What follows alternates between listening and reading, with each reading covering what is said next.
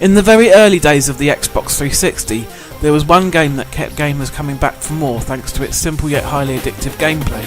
Sure, Project Gotham Racing 3 was a fine launch title, but eventually you would come to the end of it. Not so with Geometry Wars Retro Evolved, however, as you could always go back and try to beat your own high score.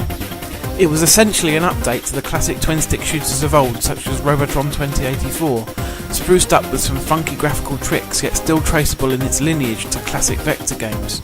Imagine if MB was still making new Vectrex consoles and games today. Just maybe this is what they would have looked like.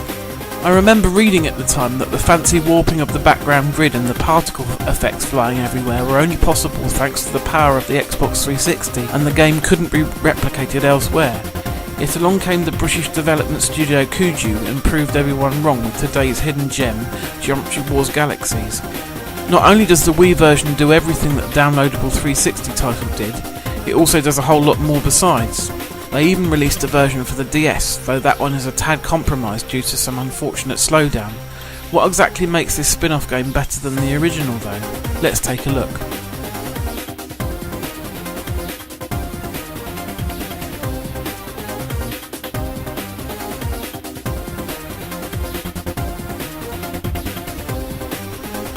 As I alluded to in my intro, the visuals in Geometry Wars Galaxies are very true to the original version, yet Kuju have expanded on the original premise with new enemy types and many different level layouts instead of just the simple oblong area of the first game. The game may look simple in screenshots, yet it can be quite spectacular at times when seen in action due to the crazy amounts of enemies, bullets and geomes flying around the screen. Throw a few black holes into the mix and things really start to get crazy. These troublesome enemies suck everything towards them as you might expect, and once they've reached critical mass they explode in a deadly hail of player-seeking bullets. Expert players will actually allow this to occur though, as these bullets can be shot down for quite a lot of points. Then there are the snakes. I really hate these bastards. They typically turn up at the worst possible moment in a large swarm and kill me. Ah!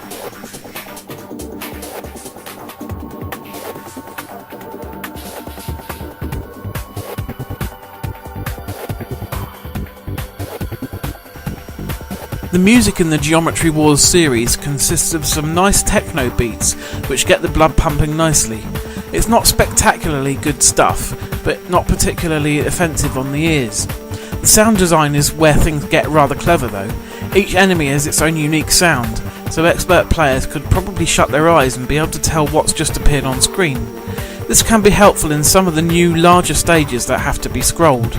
It's not just the enemies that have smart sound design though, this extends to the whole game. So you'll know when you've earned an extra life or achieved a medal for example, without having to glance up at the top of the screen to verify.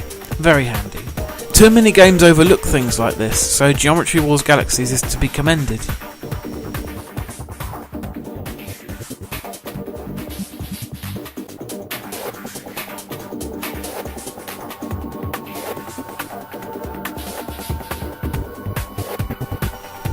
The game design of Geometry Wars Retro Evolved was pretty much perfect back then it was released on one single simple level. Kuju have essentially just expanded upon this winning formula and added a few new wrinkles to spice things up a bit and keep you coming back for the long haul.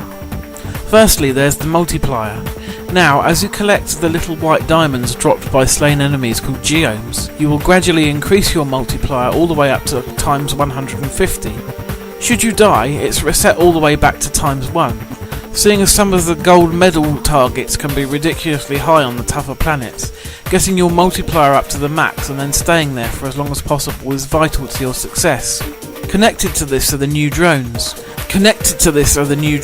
little friendly AI-controlled doobies that fly around your ship and perform various tasks, such as enhancing your firepower, actively trying to protect your ship from harm, or, my favourite, zipping around and picking up loose geomes for you. As you collect more and more geomes while playing the game, your active drone will become more effective and level up. You will also unlock more drone types in this manner. There's quite a range of different types, which give players a variety of different tactics to trial while going for the all-important high score and the ever-elusive gold medals. Geomes are also used as currency to unlock more advanced galaxies. You start off with a fairly basic tutorial galaxy unlocked and another slightly more difficult one, but there are many more after this, made up of multiple planets. Each planet offers up its own unique spin on the Geometry Wars formula, be it a constricted area in which you have to fight off the hordes of killer shapes, or an indestructible object in the middle of the play space. Each level has multiple medals for you to earn, with the early levels having tricky yet achievable targets, and the more advanced planets having mind-bogglingly high medal thresholds. I've played both the DS version and the Wii version quite a bit, and where a lot of the medals were just a question of being patient in the DS version because there are less enemies on screen and the slowdown actually makes things easier, this is not the case on the Wii.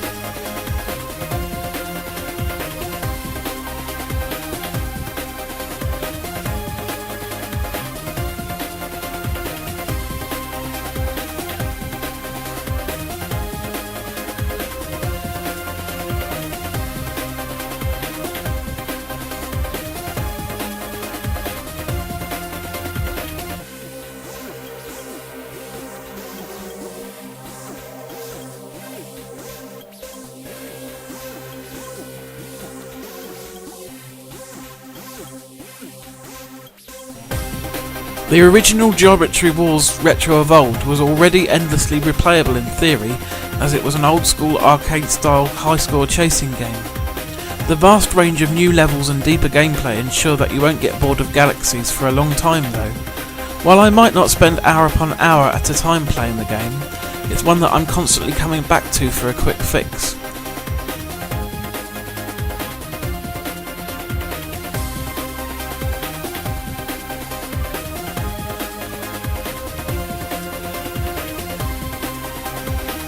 Geometry Wars Galaxies is one of my favourite titles for the Wii, and a must for those looking for a simple yet addictive blast of retro-style gameplay. All the new additions go a long way to enhancing the overall appeal of the game, and giving you ample reasons to keep coming back. It will take you a long time to earn all of those medals. Here's a tip though, make sure you have a classic controller, you'll need one.